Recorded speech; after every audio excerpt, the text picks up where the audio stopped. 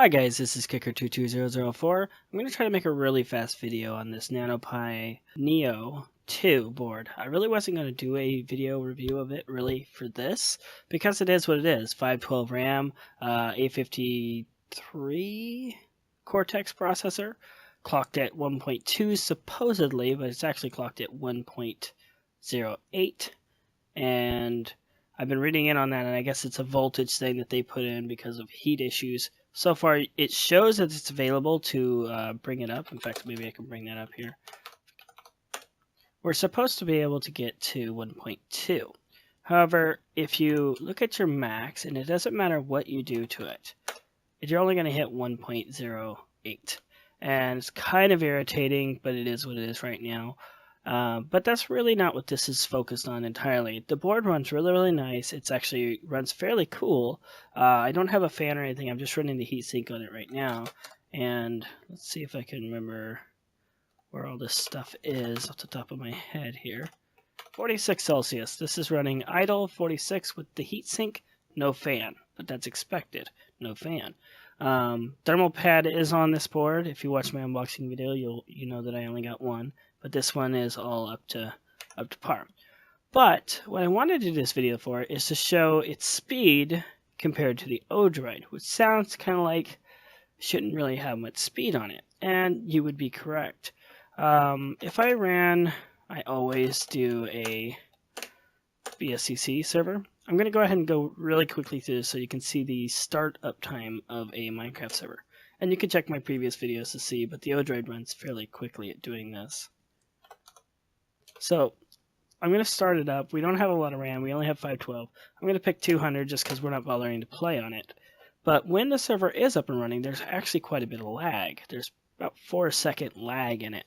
So not the greatest, but it is what it is. As you can see, the cores over here are running and server's starting up. Here we go.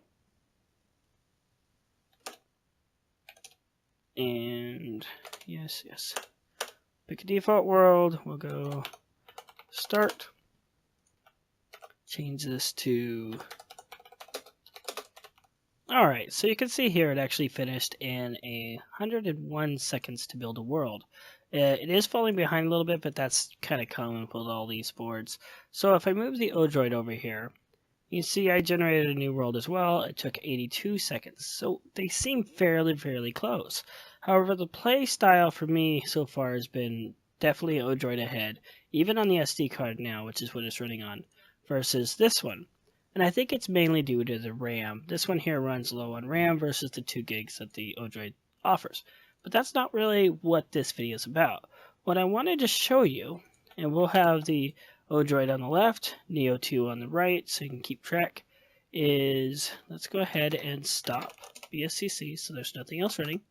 And what I found with System Bench is something interesting happens between these two boards. Again, we're working with a 4-core versus an 8-core. Again, big little, but it didn't make a difference. So we're going to do a SysBench to 10,000, and we'll see our times for completion. Alright, so I'll start Odroid first, then this one. And I found this very interesting. Alright, and this is what I was talking about. The Neo2 actually came in at 14.69 versus the Odroid surprisingly coming in at 84. And this happened even if I picked the larger cores. I still wasn't able to keep up with the speed. Granted, this is an older processor that's in the Odroid, but it was quite surprising to me. So let's go ahead and do the multi-core test, and we'll let it do all 4 on the Neo, and we'll let it do all 8 on the Odroid, and I'll start Odroid, then Neo2. This test doesn't take that long. There we are. Neo2 comes in around 3.6 seconds, and the Odroid should be popping up here in a second or two. There we are, 15 seconds. So for the Odroid to complete the task, it took multi-threading to even compare to a single thread of the A53. So that processor is very fast at crunching prime numbers.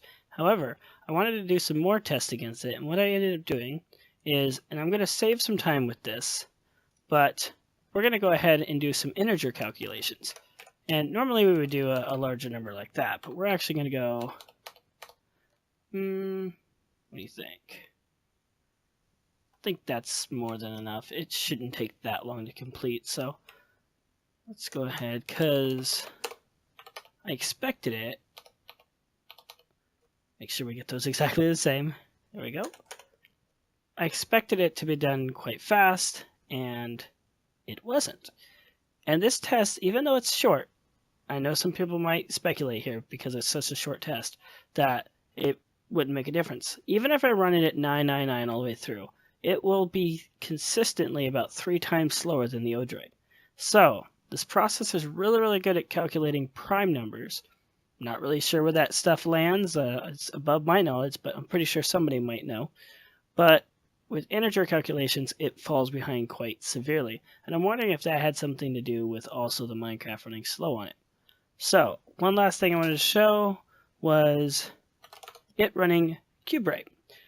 And this is something I've been playing with here recently, and I have found it to be quite fun. And let's go ahead and do this.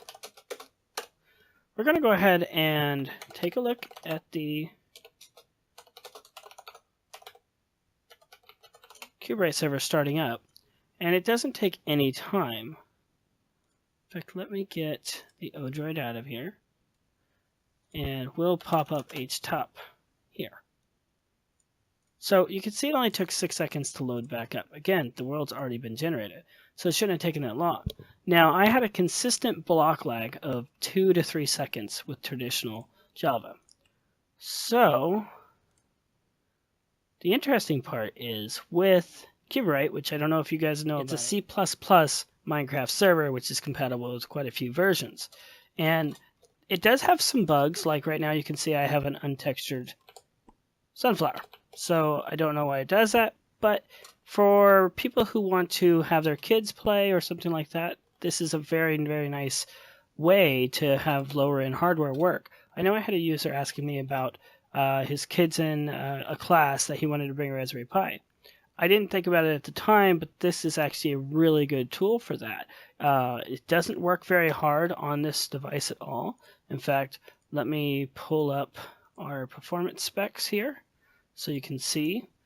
The device is hardly working, and I'm going to go ahead and use BSCC, that's why I launched it the way I did, to show the stats inside the game.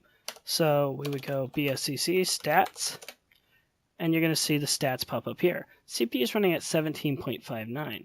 Traditionally, I would have major block lag. Let's go ahead and put ourselves in survival, because if not, it's not correct.